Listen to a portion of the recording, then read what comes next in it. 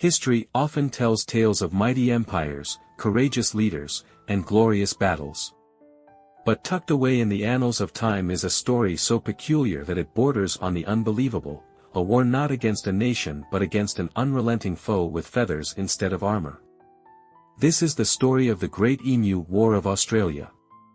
The year was 1932, and Australia was grappling with the effects of the Great Depression. In the rural regions of Western Australia, farmland stretched as far as the eye could see, home to countless farmers struggling to eke out a living. Wheat prices had plummeted, pests were a constant nuisance, and as if that weren't enough, a new threat loomed on the horizon, an army of emus. Emus, the large, flightless birds native to Australia, had been driven from their natural habitats by drought.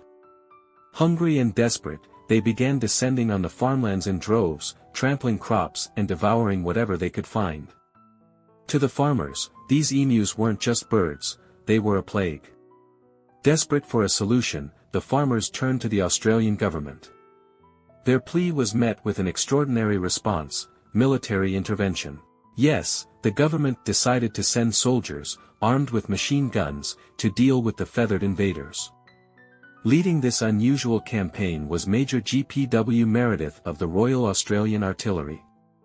The plan seemed simple: take down the emus and protect the crops.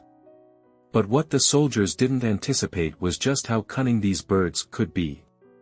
The first encounter took place in November 1932.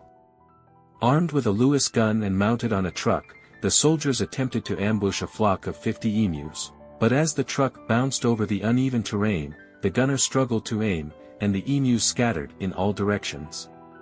It was a chaotic failure. The next few weeks unfolded like a comedy of errors. The emus proved to be surprisingly tactical, moving in small, fast groups that were hard to target. They outran trucks, evaded traps, and seemed to mock the soldiers with their speed and agility.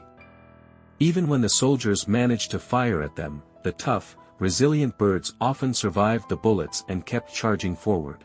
Major Meredith later remarked, "If we had a military division with the bullet-carrying capacity of these birds, it would face any army in the world." After several failed attempts and over 2,500 rounds of ammunition expended, the government decided to withdraw the military. The emus had won. The farmers were left to fend for themselves, and the war became a subject of both frustration and laughter across the nation. In the years that followed, fences and other measures were put in place to control the emu population, but the Great Emu War remained a bizarre chapter in Australian history, a reminder of how even the mightiest weapons can be humbled by nature's unexpected resilience.